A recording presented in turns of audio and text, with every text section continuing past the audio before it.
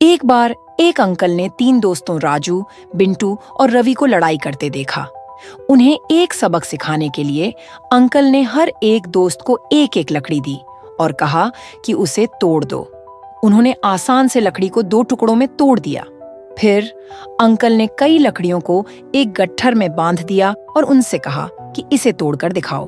बहुत कोशिश करने के बावजूद गट्ठर नहीं टूटा। अंकल ने समझाया, अलग अलग तुम कमजोर हो जैसे ये एक एक लकड़ी, लेकिन एक साथ तुम मजबूत हो जैसे ये गट्ठर। दोस्तों ने एकता का महत्व समझा और लड़ाई करना छोड़ दिया। नीति: एकता में बल है, विभाजन में विनाश। राजू स्कूल में एक कहानी सुन रहा था कि कैसे मिडास नाम का एक राजा, जिसने एक सटायर के लिए शानदार काम किया था, उसे शराब के देवता डायोनिसस से वरदान मिला। मिडास ने इच्छा की कि वो जिस भी चीज को छुए वो सोने में बदल जाए। डायोनिसस ने उसे समझाने की बहुत कोशिश की, लेकिन मिडास अपनी इच्छा पर अड़ा रहा और उसे ये वरदान मिल गया।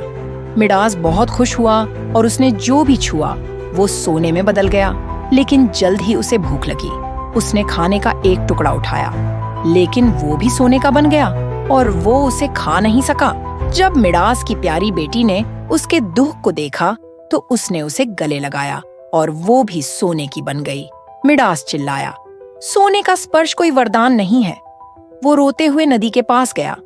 नदी की रेत भी सोने जैसी पीली हो गई। राजा मिडास ने नदी में अपने हाथ धोए और सोने का श्राप बह गया। जब वह अपने महल वापस आया तो सब कुछ फिर से सामान्य हो गया। एक दिन राजू और एल्सा ने सोचा, क्यों ना हम जिंजर ब्रेड मैन बनाएं, जैसे कहानियों में होता है।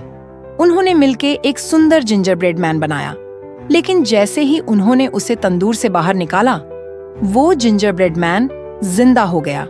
राजू और एल्सा हैरान रह गए जब जिंजर ब्रेड मैन जिंदा होकर भागने लगा और कहने लगा, तुम मुझे पकड़ नहीं सकते, मैं तो जिंजर ब्रेड मैन हूँ। फिर वो भागकर गाय, घोड़ा से मिला, लेकिन कोई भी उसे पकड़ नहीं पाया। आखिर में एक चालाक लोमड़ी ने उसे अपनी चाल में फंसा लिया और खा लिया।